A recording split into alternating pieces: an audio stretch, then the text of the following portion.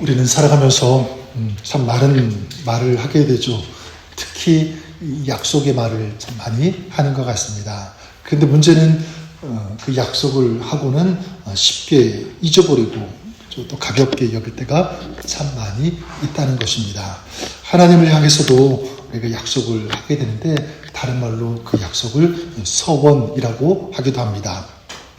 하나님께 올려드리는 또 하나님과 약속하는 이 서원, 근데 우리가 이것조차도 가볍게 여기고 그리고 쉽게 잊어볼 때가 참 많이 있다고 하는 것입니다.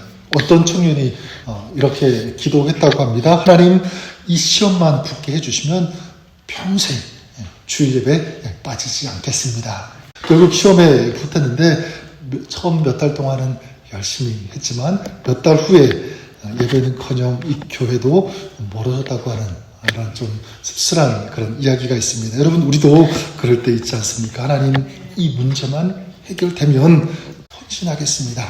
이 병을 고쳐주시면 하나님, 제 인생 하나님을 위해 살아가겠습니다. 이런 소원할 텐데, 오늘 읽은 이 민수기 30장 1절부터 16절까지 오늘 이 말씀 보면 이 소원의 중요성, 그리고 이 소원에 대한 하나님의 기준을 우리에게 알려주시고 말씀하시는데요. 오늘 말씀을 통해서 우리는 하나님께 드리는 우리의 약속이 얼마나 중요하며 또 그 약속을 어떻게 지키며 살아가야 하는지를 다시 한번 생각해보는, 또 점검해보는 그런 시간이 될 수 있기를 바랍니다. 오늘 말씀 2절에 이렇게 말씀하시죠. 사람이 여호와께 소원하였거나 결심하고 서약하였으면 깨뜨리지 말고 그가 입으로 말한 대로 다 이행할 것이니라.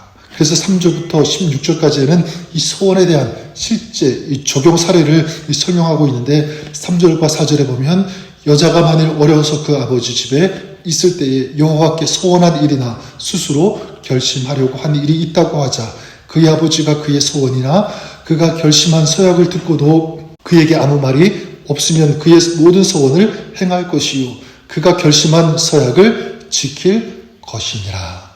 미혼 여성이 소원했을 경우에 아버지가 그 소원을 인정하거나 무효화할 수 있는 그 권리가 아버지에게 있다고 이렇게 말씀하고 있는데 아버지가 침묵하면 동의한 것으로 간주하고 그 서약은, 그 소원은 유효하다. 반드시 이행되어야 된다. 그렇게 말씀하고 있고요.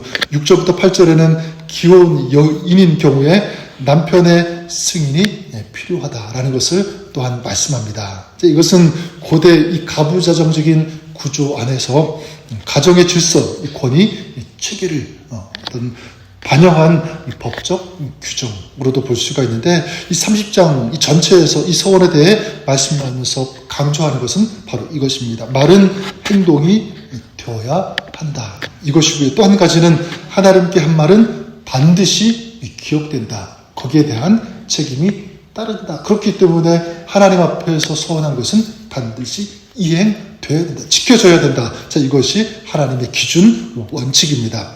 왜냐하면 이 소원은요, 단순한 서약이 아니라 하나님 앞에서 드리는 이 자발적인 언약, 그리고 이 거룩한 약속이 되기 때문에 그래요. 자, 그래서 성경에서 이 소원의 원칙은 항상 일관됩니다. 신명기 23장에 보면 소원하고 갚지 아니하면 죄가 될 것이요 내 입으로 말한 것은 지켜 행할지니라. 단호하죠. 전도서 5장에도 보면 소원하고 갚지 아니하는 것보다 소원하지 아니하는 것이 나으니 소원했다면 반드시 이행해야 된다라는 것을 강조하는 것입니다. 자, 그러면 왜 성경은 이 소원에 대해서 단호하게 지킬 것을 말씀하는가? 이것을 우리가 보기 원하는데, 자, 그것은 한마디로 말하면 이것은요, 우리 신앙의 신실성과 연결되기 때문에 그렇습니다. 오늘 말씀에도 보면 사람이 여호와께 소원하였거나 결심하고 서약하였으면 깨뜨리지 말고 그가 입으로 말한 대로 다 이행할 것이니라. 사람이 여호와께, 여호와 앞에서 약속한 것, 서약한 것이 있으면 바로 다 이행할 것이다. 이렇게 말씀하고 있는데 하나님께서 약속을 지키시는 분이기 때문에, 그래서 우리가 드린 소원도 하나님께서는 진지하게 받으신다는 것입니다. 그래서 신실하신 하나님은 그 백성 또한 신실하게 살 것을 원하시는 거죠. 그래서 우리가 입으로 한 말이 삶에서 실천되어질 때 하나님은 그 삶을 통하여 또한 역사하시기 때문에 이것이 바로 성경이 우리에게 말씀하시는 원칙, 원리가 되는 것입니다. 그래서 성경에 보면 하나님과 소원하고 그 소원을 지킨 사람들에게 신실하신 하나님께서 그 삶을 이끌어 가시는, 축복하시는, 또 열매를 맺게 하시는 그런 모습들이 우리 볼 수 있는데, 창세기 28장에 보면 야곱이 이 광야에서 도망하던 중에 하나님의 임재를 경험하게 되죠. 그리고 하나님 앞에서 소원하게 됩니다. 하나님께서 나와 함께 계셔서 내가 평안히 아버지 집으로 돌아오게 하신다면 여호와께서 나의 하나님이 되실 것입니다. 그리고 모든 것의 10분의 1을 하나님께 드리겠습니다. 이런 소원을 하게 돼요. 이 소원이 이 야곱의 신앙, 그 삶의 전환점이 된 이런 내용이 있고, 사무엘상 1장에도 보면 한나가 하나님께 소원하죠. 하나님 아들을 주시면 그를 여호와께 드리고 삭도를 대지 않겠습니다. 결국 아들을 낳게 되고 그 아들이 사무엘이 되죠. 그리고 그 사무엘을 하나님 앞에 소원한 대로 지켜서 드리게 됩니다. 그랬을 때 이 사무엘이 어떤 사람이 되냐면 당시 이 이스라엘 나라의 신앙을 이끌어가는 그런 위대한 지도자로서 쓰임을 받게 된다고 하는 것입니다. 저는 그런 면에서 오늘 우리가 이 말씀을 우리의 삶에 실천하고 또 적용했으면 좋겠습니다.